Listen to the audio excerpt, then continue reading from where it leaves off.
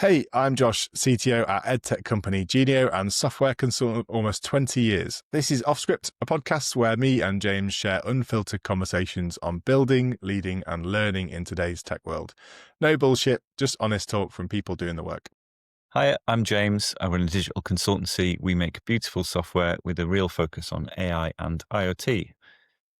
Hey, cool. So today we're going to talk about why humans need user manuals or user guides. And this is something that's been prompted by something I've been looking at work. I don't know if you've heard of this concept before. Yeah, I've heard of it. Yeah, a few people have written their own manuals at Parallax, but I'm yet to do mine. So I'm keen to know what I need to put in there. But yeah, everyone operates very differently, as we know. Like we're fairly unusual people ourselves. But yeah, what makes you tick, Josh? What was in your sort of user manual? Yeah, so it was a new concept to me before I joined Genio actually. But I like the idea that by writing things down in a really thoughtful way, you have a way to communicate your boundaries, your ways of working, how you prefer to receive feedback, just generally sort of who you are as a person, like how you operate really. So I sort of split mine into like a few different sections. The first section for me was the sort of too long, didn't read sort of version, which is Yeah, like, if you read nothing else in this doc, just know this about me. And then I sort of went into how I work and what I value, how to communicate with me, and what people don't understand about me or misunderstand about me, and what sort of makes me frustrated when working. So yeah, I thought I could just sort of run through some of those things, and maybe you could reflect on some of the things that like how that would how it would compare to how you deal with things. There's probably no surprise that we work in reasonably similar ways a lot of the time, actually. yeah, Yeah, that sounds good. but yeah, so I think the problem with me is I wear my heart on my sleeve, and I find it very difficult to do anything other than that. So I think my sort of TLDR version was just like I want to work with someone. I want to be in a sort of trusting working relationship where people feel like they can be honest with me. That was the main thing for me. I think the problem is the precursor to all this is you have to work in a psychologically safe environment to be able to write this stuff down in the first place. Yeah. Yeah, no, definitely. Yeah, I think for me, it's like I just want feedback early and often. Mm, So yeah, don't sit stew on anything. Just talk to me, and I think I try and foster that by having like the huddles, making sure there's lots of FaceTime with the people that I'm working with, and just calling people out for things that, not calling people out, but like, if there's something that I don't feel is going well, to try and speak up. It's something that I learned in the leadership training that we did, mm. was that sometimes I'm probably one to stay a little bit more quiet and just let people get on with stuff. And actually, it's a lot easier if I just say the thing in my head. And I think people actually appreciate that. So, yeah, I think a bit of self-reflection there, which is good. But yeah, it's tricky, isn't it, to sort of look at yourself from the outside and go, what do I need to actually fix as well? Yeah, you almost give yourself a mini therapy session, to be honest, because you sort of go through writing this stuff and you're like, oh, actually, maybe the way that I work isn't always helpful to other people as well, and maybe I can learn from that. Yeah, I think we talked a lot about a few like key references here. Like, so for me, like radical candor and five dysfunctions of the team are really useful books to go into like more detail in this. Look at the things that make good teams good and makes communication good, and try and look at how you could mirror some of those behaviors. I think. Yeah, definitely. Well, there's even stuff like from like relationship, like resources and stuff. So, like when you're framing things, talk about how things make you feel rather than h- how describing how other people are. You should never go, you always do X, as we know from like dealing with our partners. That's obviously like not Yeah, a good thing to do. never say that.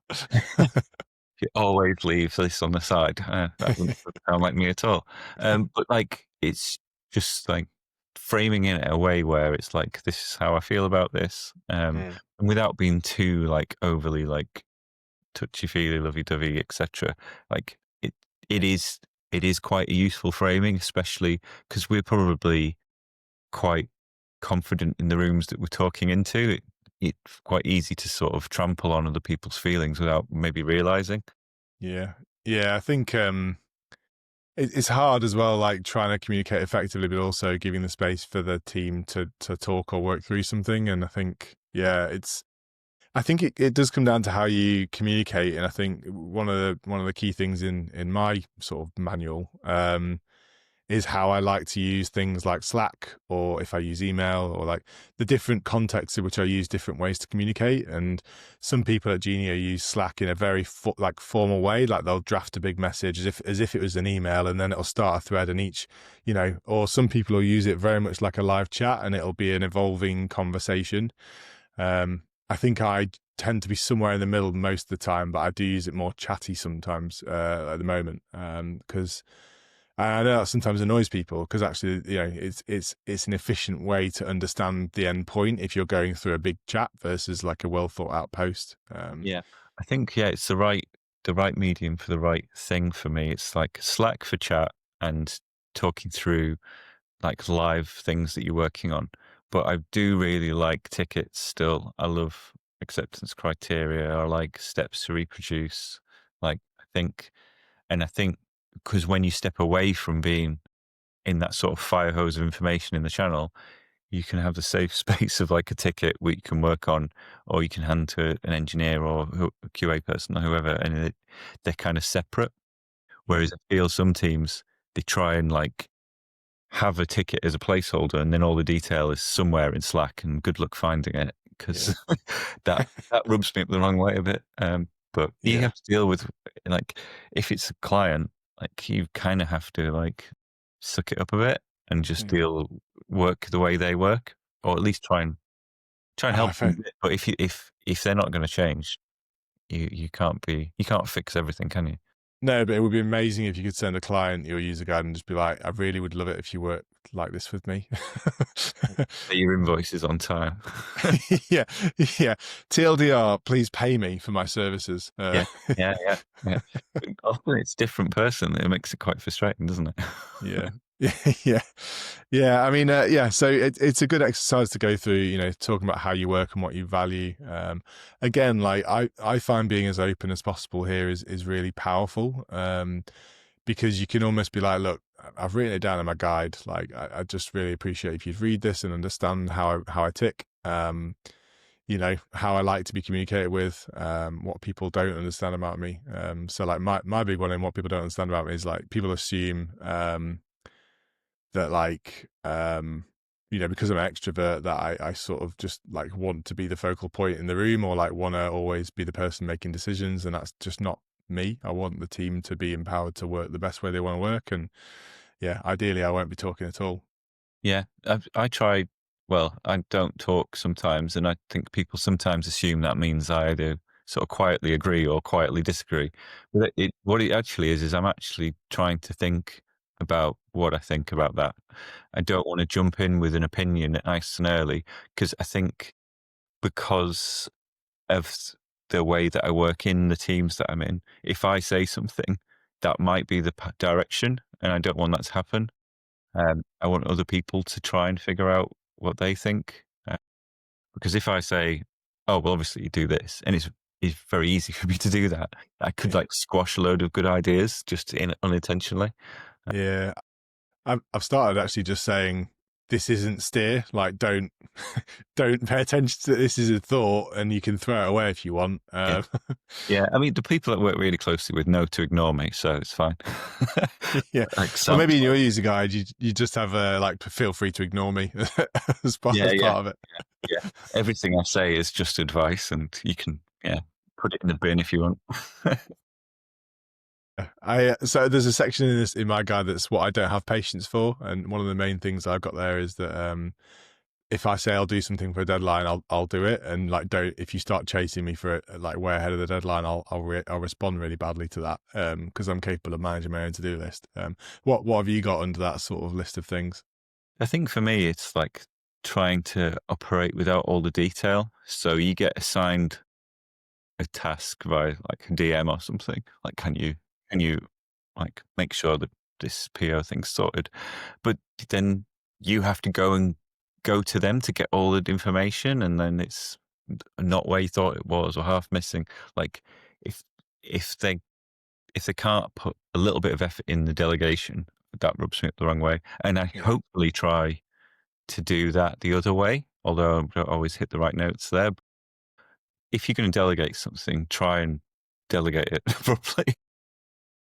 Yeah, it is annoying, isn't it? Where you've been delegated a task and you're like, okay, well, I'm gonna have to go on a discovery mission to understand what this really is, or they haven't put all the information in the right place, Yeah. and then Well, you speak to 1,000 people and you're like, oh, we don't need that doing at all. I mean, generally, I'm pretty happy operating with little to no information. It's just when it's something boring like an admin task where I would rather you did that legwork for me. But yeah, in terms of like a product problem, like I don't mind being given a slither of information. I can go off and have 50 ideas about what it could be, and I don't mind that. Whereas some people would rather have all the information up front, and I don't mind operating it blind on some stuff for sure. I think it can actually help with creativity and coming up with different routes forward, and Yeah, mind having to throw a load of them away. Whereas some developers might be like not quite like ticket takers, but they want everything well defined. Um, yeah, yeah. I think especially when the information's there to just to hand over in some format or another, I think having to discover that's pretty frustrating. Um, The other thing I was going to say is I think these sort of documents are really helpful to create more of a safe space for the team to sort of thrive, and I think it's a good place to try and put people at ease about the way you communicate. Like let's work on this together. You know, if there's something big and bad that comes up, and you know it's like a scary problem or something's like gone really wrong, let's talk about that early and let's solve that problem together. It's never going to be a sort of blame game situation, and I think it's a good place to set out like that sort of like if it's a manager like you know a manager direct report relationship, giving them that document will hopefully provide a bit of sort of safety and put them at ease, especially if they don't know you that well. yeah, definitely. I think it's a really good idea. I'm going to go away and add some. I've already made some notes, but I think for me, one of the key things is for me, writing is thinking, and I think I much prefer to have a complex decision made with some writing involved. Like, can we make a document? Can we work together on it? Can we add some bullets in? Can we do a little bit of experimentation around the thing? I find it quite difficult. I struggle to sit in a zone where it's fully in our heads as a Mm, conversation for too long. I want to get writing, drawing some boxes on the whiteboard or yeah. something because it just helps everybody in the room think more clearly.